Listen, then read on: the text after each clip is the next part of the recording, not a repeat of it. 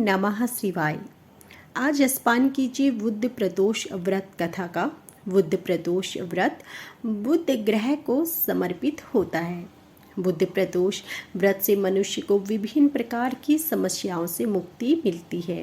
भिन्न भिन्न वार यानी दिनों के अनुसार जो प्रदोष व्रत किया जाता है वैसे ही उसका फल प्राप्त होता है।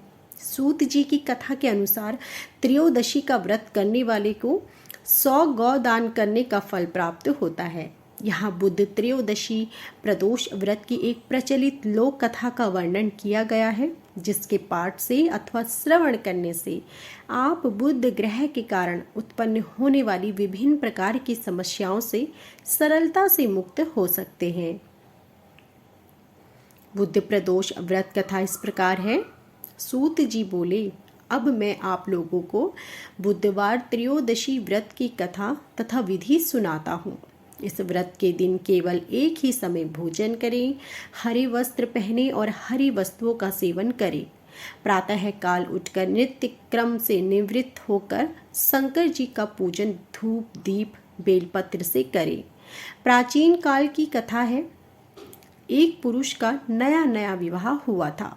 वह गौने के बाद दूसरी बार अपनी पत्नी को लेने के लिए अपने ससुराल पहुंचा और उसने अपनी सास से कहा कि बुधवार के दिन ही पत्नी को लेकर अपने नगर जाएगा।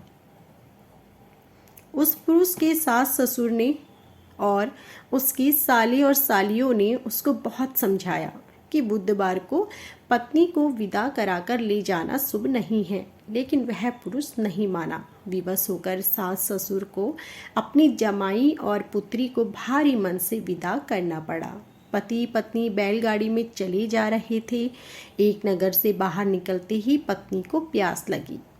पति लोटा लेकर पत्नी के लिए पानी लेने गया। जब वह पानी लेकर लौटा तो उसने देखा कि उसकी पत्नी किसी पराये पुरुष के लाए हुए लोटे से पानी पीकर हंस हंस कर बातें कर रही है। वह पराया पुरुष बिल्कुल इसी पुरुष की शक्ल सूरत जैसा ही था। यह देखकर वह पुरुष दूसरे अन्य पुरुष से क्रोध में आग बबूला होकर लड़ाई करने लगा। धीरे धीरे वहाँ काफी भीड़ इकट्ठा हो गई। इतने में एक सिपाही भी आ गया। सिपाही ने स्त्री से पूछा कि सच सच बता, तेरा पति इन दोनों में से कौन है? लेकिन वह स्त्री चुप रही, क्योंकि दोनों पुरुष हमशक्ल थे। बीच राह में पत्नी को इस तरह देखकर वह पुरुष मन ही मन शंकर भगवान की प्रार्थना करने लगा कि हे भगवान, मुझे और मेरी पत्नी को इस मुसीबत से बचा लो। मैंने बुधवार के दिन अपनी पत्नी को विदा कराकर जो अपराध किया है उसके लिए मुझे क्षमा करो। भविष्य में मुझसे ऐसी गलती नहीं होगी। श्री शंकर भगवान उस पुरुष की प्रार्थना से द्रवित हो गए और उसी क्षण वह अन्य पुरुष वहीं अंतर्ध्यान हो गया। वह पुरुष अपनी पत्नी के साथ सकुशल अपने नगर को पहुंच गया। इसके बाद से दोनों पति पत्नी नियम पूर्वक बुधवार प्रदोष व्रत करने लगे। बोलो उमापति शंकर भगवान की जय। बुध प्रदोष पूजा विधि इस प्रकार है। इस दिन सुबह स्नान आदि कर निवृत्त हो जाएं। स्नान करने के बाद साफ और स्वच्छ वस्त्र धारण करें।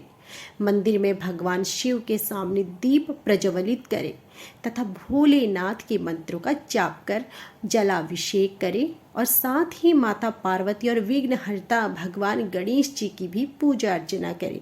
फिर प्रदोष काल से पहले स्नान कर श्वेत वस्त्र धारण करें। ये वस्त्र आपके एकदम स्वच्छ होने चाहिए। इस समय आप मंदिर या घर कहीं भी पूजा कर सकते हैं। यदि आप घर में भगवान शिव की पूजा कर रहे हैं तो एक चौकी पर स्वच्छ वस्त्र बिछाएं और उस पर भगवान शिव, माता पार्वती और विघ्नहर्ता भगवान गणेश की मूर्ति स्थापित करें। ध्यान रहे कि पूजा के समय चौकी पर शिवलिंग जरूर स्थापित करें। पूजा करते समय आपका मुख पूर्व या उत्तर दिशा में होना चाहिए। पूजा की शुरुआत माता पार्वती और गणेश जी को तिलक लगाकर करें। फिर भगवान शिव को पंचामृत से स्नान करवाएं। जलाभिषेक करते समय ध्यान रहे कि जल धारा नहीं टूटनी चाहिए। शिवलिंग पर भस्म, धतूरा, भांग अर्पित करें। फिर भगवान शिव को सात्विक चीज़ों का भोग लगाएं। इस दिन आपको निराहार रहना है। इस दौरान आप फलाहार चीज़ों का ही सेवन कर सकते हैं। बुध प्रदोष व्रत के नियम। प्रदोष व्रत करने के लिए व्रती को त्रयोदशी के दिन सुबह जल्दी उठना चाहिए। नहाकर भगवान शिव का ध्यान करना चाहिए। इस व्रत में भोजन ग्रहण नहीं किया जाता है। गुस्सा या विवाद करने से बचें। प्रदोष व्रत के दिन ब्रह्मचर्य का पालन करना चाहिए। इस दिन सूर्यास्त से 1 घंटा पहले नहाकर भगवान शिव की पूजा अर्चना करें। तो यह थी हमारी संपूर्ण जानकारी। यदि आपको हमारी यह जानकारी पसंद आए तो हमारी वीडियो को लाइक करना, कमेंट करना और हमारे चैनल को सब्सक्राइब करना ना भूलें। आप सभी का धन्यवाद।